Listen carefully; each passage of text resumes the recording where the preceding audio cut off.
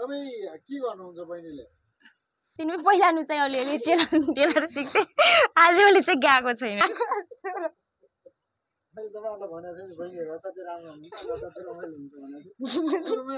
मेरो नाम प्रिया छेत्री अनि मगर। दर्शकबिन नमस्कार, म सुजल जिएम। दर्शक म अहिले रोल्पा जिल्लामा छु र रोल्पा जिल्लामा आज हामीले दुईजना असाध्यै राम्रो बहिनीहरूलाई हेर्दाखेरि असाध्यै राम्रो बहिनीहरू हुनुहुन्छ र उहाँहरू चाहिँ असाध्यै मिठो गीत गाउनुहुन्छ भन्ने सुनेको छ। आज उहाँहरूसँग रमाइलो कुराकानी सँगसँगै उहाँहरूको गीत पनि सुन्नेछौँ। भिडियोलाई अन्तिमसम्म हेरेर तपाईँहरूलाई बहिनी कस्तो लाग्छ कमेन्टमा लेख्नु होला अनि उहाँहरूले गाउनु भएको गीतहरू कस्तो लाग्छ त्यो कुरा पनि कमेन्ट बक्समा लेखिदिनु होला भन्दै अब दुवैजना बहिनीहरूलाई म स्वागत गर्छु। दुवैजना बहिनीलाई नमस्ते, धेरै धेरै स्वागत छ। हजुर नमस्ते अनि धन्यवाद। ल दुवैजना बहिनीको नाम भनिदिनु। नमस्ते, मेरो नाम चाहिँ एन्जिला छेत्री, घर चाहिँ सुनसरी गाउँपालिका 5 मा पर्छ। हजुर एन्जिला हुनुहुन्छ बहिनी? हजुर। ल अनि उतापट्टिको? मेरो नाम प्रिया छेत्री अनि मगर। घर मेरो बडा त वडा नम्बर 5।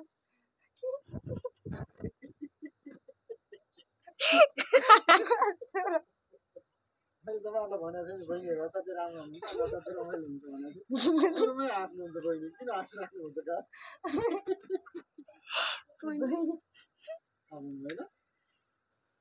ल यताबाट जाउँ, हाम्रो एन्जिलाबाट जाउँ है त। हजुर। तपाईँ के गर्नुहुन्छ बहिनीले? म चाहिँ केही पनि गर्दैन, यत्तिकै बस्ने हो अनि साथमा नानी पनि छ मेरो अनि त्यसले चाहिँ पढ्छ अनि अस्ति नै पहिलानु चाहिँ अलिअलि टेलर सिक्थे आजभोलि चाहिँ गएको छैन है। त्यही हो, अलिकति त्यस्तै समस्या परेर खासै गइएको छैन, त्यही हो। पहिला चाहिँ के गर्नुहुन्थ्यो भन्नुभयो? टेलर कपडा सिलाउने काम गर्छ है, सिकिरहेको थिएँ अनि त्यही भएर आजभोलि चाहिँ छोडेको त होइन, आजभोलि जान नपाएर मात्रै हो। हजुर। अब कहिले कहाँ बिजी कहिले कता बिजी, काममा यतातिर अब यस्तै हो। घरतिरको त होइन, अब आफ्नै काममा बिजी व्यस्तता त्यस्तै भएर जान पाइएको छैन दाइ। अस्ति हुन्छ नि बिरामी भइयो, त्यही भएर गइया छैन। हजुर। गीत त अलिअलि दाइ, त्यति धेरै त होइन। त्यही माथि घाँटी पनि त्यस्तै भइरहेछ, त्यस्तो धेरै त होइन, ठिकै। हजुर हस्। एउटा कोमा दाउहान घनहान चिच्याउ छुमा चिच्यासे झनहान बोली बार्नेले खबर किन सोड्नु पर्यो जिउँदै मार्नेले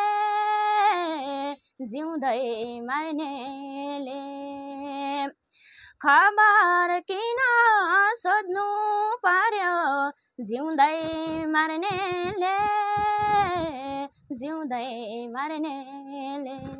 थ्याङ्क यू। त्यस्तो मार्ने कुरा चाहिँ होइन, यो गीत चाहिँ एकदम राम्रो लाग्छ अनि त्यति धेरै राम्रो त गाउन सकिँदैन, त्यही भएर मन परेर मात्रै गाएको हो, त्यस्तो होइन। मेरो बिहे त खतरा तरिकाले भएको थियो है। पहिला चाहिँ म के थियो भन्दाखेरि मेरो आमाको कहानी पनि म सुनाउँछु। मकै खन्ने बेला भएको थियो दाइ, त्यतिखेर मकै गोड्ने बेला भएको थियो, पुरै जङ्गला थियो होइन। एउटा गोठ थियो अनि त्यहाँतिर चाहिँ एउटा जङ्गली थियो, मलाई चाहिँ अल्छी लागिरहेको थियो त्यो गोड्ने चाहिँ। त्यो चाहिँ कति धेरै थियो, मेरो भाइ अनि मेरो मम्मी हुनुहुन्थ्यो अनि मेरो बड्डाले चाहिँ अब मेरो बुढोले के सोल्टी भन्ने साइन पर्थ्यो त्यतिखेर। कुरा चाहिँ हामी धेरै भएको थिएन, त्यस्तो बिहेको कुरा चाहिँ हाम्रो भएको होइन।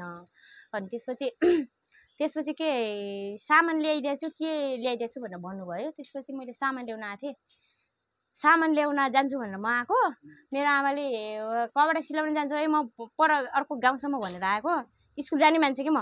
फेरि त्यसपछि जान्छु भनेर आएँ अनि त्यसपछि त त्यहाँदेखि स्वाटे आएको मान्छे त सुलिचरबाट त चनौटा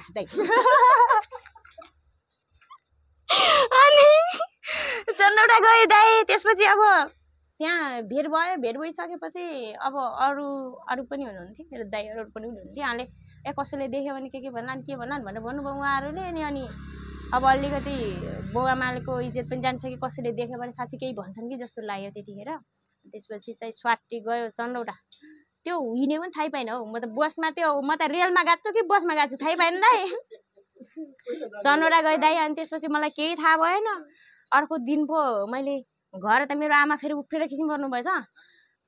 काम गर्न दुःखले मकै खान दुःखले पहिला दोहोरी भन्नुहुन्थ्यो अरे मेरो आमाले। अनि रिसाउनु हिँडिसक्यो मकै खाने त्यत्तिकै छ। त्यो बोटी पुरै जङ्गल आएर चाहिँ कति धेरै भयो थियो कि होइन। त्यसो चाहिँ मैले चाहिँ मकै नखनेर सिलाइ पुरा कपडा सिलाउनु जान्छु चाहिँ भनेर भागेको। अब अनौठै भयो एकदमै। बिर्सिनु लिन चाहिँ बिहे गर्ने कुरा चाहिँ खासमा भएको होइन दाइ। खै अब केराटी मान्छे त्यस्तै त हो। सानसानै थियौँ। अहिले पो सबैजनाको बुद्धि पसेर सबै थाहा हुन्छ होइन। पहिला त हामी सानसानो थियौँ खासै केही पनि थाहा हुँदैन थियो।